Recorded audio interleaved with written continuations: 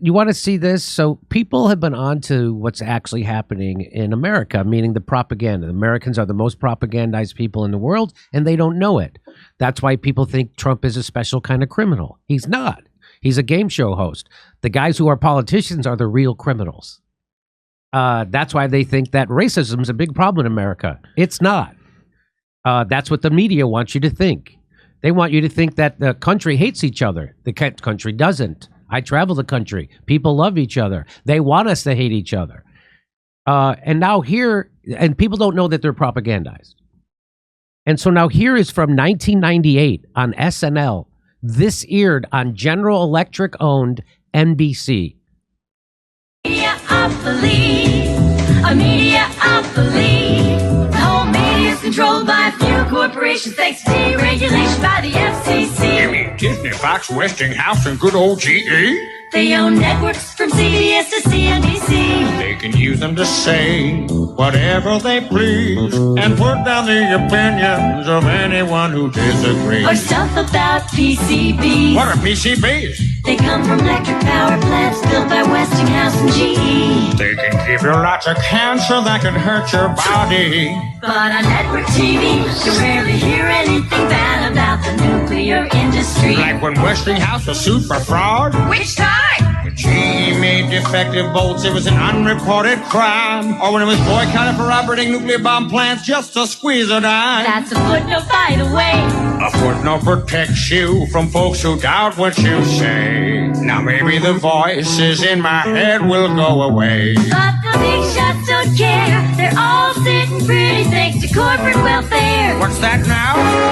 They get billions in subsidies from the government. It's supposed to create jobs, but that's not how it's spent. They use tax and soft money to support congressmen who will vote for weapons programs again and again and let them dump toxic waste where the young ones play. INGE made the bullets that shot JFK. You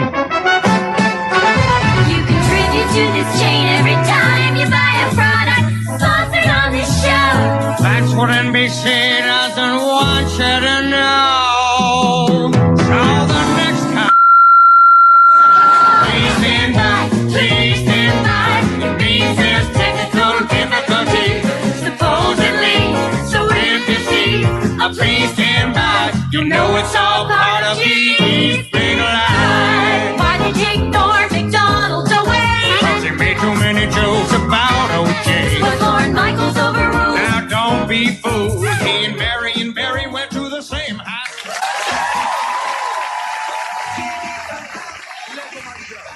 So now here's the interesting thing about that. So that's the whole game.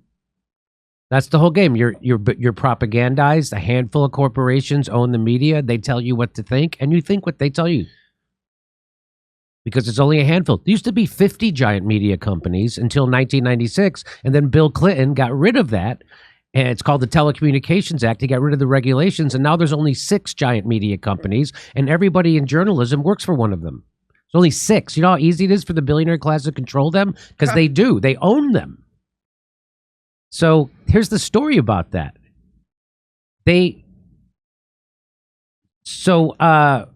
What's the conspiracy theory about this?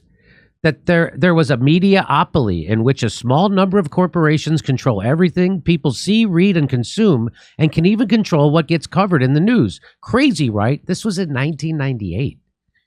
After the sketch aired, guess what? SNL honcho Lorne Michaels announced it would be yanked. Replaced by a second Backstreet Boys performance in the reruns. The cartoon has long been the subject of its own conspiracy theory, namely that NBC effectively deep-sixed it over its edgy truth-telling, especially considering it directly roasted NBC and its then parent company, General Electric. The sketch recently made the rounds again, prompting Smigel to do 2 things: post a decent version of it on the Instagram page for arguably his most famous creation, Triumph the Insult Comic Dog, and tell the actual story behind why it was disappeared from syndicated reruns. Smigel says this: the actual story behind this is, yes, it was pulled after its initial airing. It's easy to see why, but what always amazed me was that NBC let it on in the first place. That is amazing that they let that on. Yeah. It did go through an extensive note process beyond the standards department and up the executive ladder. I remember adding the voices in my headline per their request to make the narrator seem crazier, not that it made a big difference. But to their credit, there was a real willingness not to censor the piece. It helped that Lorne Michaels supported it and that my cartoons were, at the time, one of the more popular things on the show.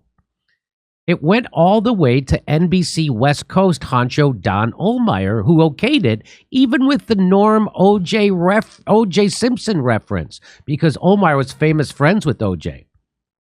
I remember the cartoon aired much later than the usual TV Funhouse because Lorne said Bob Wright, the president of NBC, who had not seen it, usually turned the show off after Weekend Update. So on this night, however, Bob Wright got home late and saw what he saw. Months passed, and all was calm until Adam McKay approached me. A pissed-off crew member had let Adam know the sketch was being cut from the rerun, replaced by a second Backstreet Boys song, which had no mentions of GE polluting the environment. I wasn't especially surprised, but Adam was fired up. He leaked the story to a few TV journalists who'd written about the cartoons. NBC claimed it wasn't funny. Not that it was. And that's why people know and still talk about it today.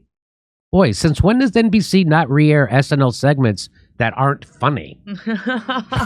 Right? Come on. So that's kind of an amazing piece of propaganda. A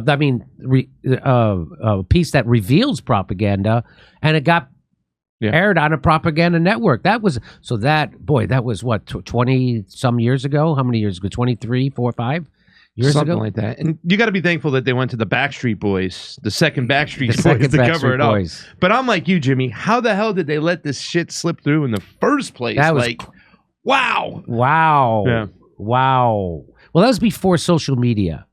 And so they were like, it'll just air it and, nobody will talk about it. And so if there was social media, I think scares a lot of people now. Because you get to talk about it. You get to make it a thing. It gets to trend. And they don't have control of social media. Yeah. So they could air that cartoon because they knew their news department's not going to cover it. And nobody else's news department's going to cover it. So they could just air it like a little kill catnip to their audience. And then that's that. That's why I think it got through. It would never get through today. You don't think it's a situation where somebody just wasn't doing their job and it's like, yeah, they okayed it, didn't look at it, and then it hit and it was like, oh no, we should have maybe looked and see what this was all about before. No, I think they yes. did. According to Adam McKay, they did, or according to Smigel, they did. Yeah. And I just think that they thought that Bob Wright wouldn't see it. That's what I think. Uh-huh. And the whole thing is, we control the media. Don't worry. Go ahead. Let's be edgy, because they all want to be edgy. They want to be, but they're not, especially now. Hey, guess what? It's time for Field of Greens. Do you take this stuff? Now, this is called Superfood. This is the Brick House Nutrition. I like this one. So this is like this isn't fake food. This is like real food. Somehow they grind it up, freeze dried or whatever, and it looks like this, right? It looks like that, and you take a scoop of it, and you put it in a drink. I like this because it tastes, I know this is going to sound funny, but it tastes like iced tea and fresh cut grass, but in a great way. Well, now that you can't get a lawnmower, you better enjoy it this way. And so this is real food. So it's not, there's no supplements or it's real food in here. And it's got all the, spinach. Look at it. The spinach, parsley, kale, all that crap that you don't want to eat. It's in here. And so if you don't eat vegetables, like I don't, you take this. Now, Misha, you took this, right? And you said it made you feel better. Yeah. Gave her energy, she says. So it gave her energy, and look at that. So fantastic. So you could get I got to say something. It's whole organic fruit and vegetable, not a watered-down supplement, and it's backed by a better health promise. Each ingredient in Field of Greens was scientifically chosen to support vital health. Okay, there you go. Okay. Go to fieldofgreens.com. Use promo code Jimmy to save 15% off your one-time purchase or 10% off a subscription. That's a great way to support the show. Go to fieldofgreens.com. Use promo code Jimmy. I don't know why I say it like that, but there it is.